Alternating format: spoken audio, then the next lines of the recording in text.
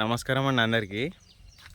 అయితే ఇలా ముచ్చటేందంటే ఇలా మా కోళ్ళ రోగం కటక్కున తిరిగిందనమాట. ఎందుకంటే చూపిస్తుంది చూడండి.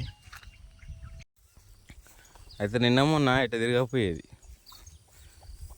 ఇట్లా ఏం చేసేదంటే ఇష్టపెట్టంగానే ఇష్టపెట్టిన నుంచి నైటు సాయంత్రం పండుకునే వరకు ఒకటే డ్యూటీ చేసేది.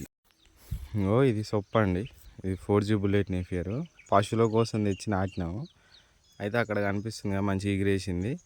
అదేమో కోళ్ళు మేయింది. ఈ నుంచి ఇదంతా కోళ్ళు మేసింది.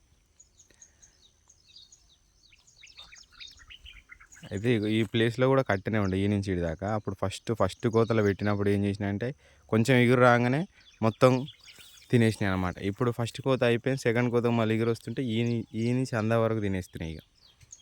ఇట్లయితే కాదని వీటికి ఏం చేద్దాం, మన చేపలలో ఉంటాయి కదా అది కడదామని చూసినాం. కానీ మళ్ళీ అలా పిల్లలు ఇరికినాయి అనుకో, చిన్న కోడి పిల్లలు ఇరికితే కథమే. మనం లేని సమయంలో మన జంగవిల్లులో ముంగిసులు వచ్చినాయంటే అవి దసరా చేసుకుంటాయి. మనకేం లేదు, కోడికలే మిగులుతాయి అలా వచ్చేసరికి. అయితే అటు సొప్పని చూస్తే ఆ కథనా. ఇటు చూడండి, ఇటు ఒరిసేని చూస్తే ఈ కథ ఉంటుంది. ఈ ఖాళీ ప్లేస్ మొత్తం నాటేసినప్పుడు తిన్నాయి, చిన్నగా పచ్చగాగానే తిన్నాయి. అంటే ఒక మనిషి మునుము.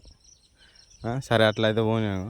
మళ్ళీ ఒరిసేని అయినాక ఒక మనిషి వేసే మునుము వరకు ఒడ్లు మొత్తం సరే ఒడ్లు అయితే తిన్నాయి కానీ మంచిగా మనకోళ్ళే తింటామే అనుకున్నా. కానీ గడ్డి తింటే మళ్ళీ పశువులకు ఇబ్బంది కదా. మొత్తం గ్రీన్ మ్యాట్ కట్టేసిన రోగం తిరిగినట్టు అయినాయి. ఇప్పుడు నిమ్మలంగా పశువులకు పెండగడ్డ ఒరిసేని కొయ్యకాలలో తిరుగుతున్నాయి.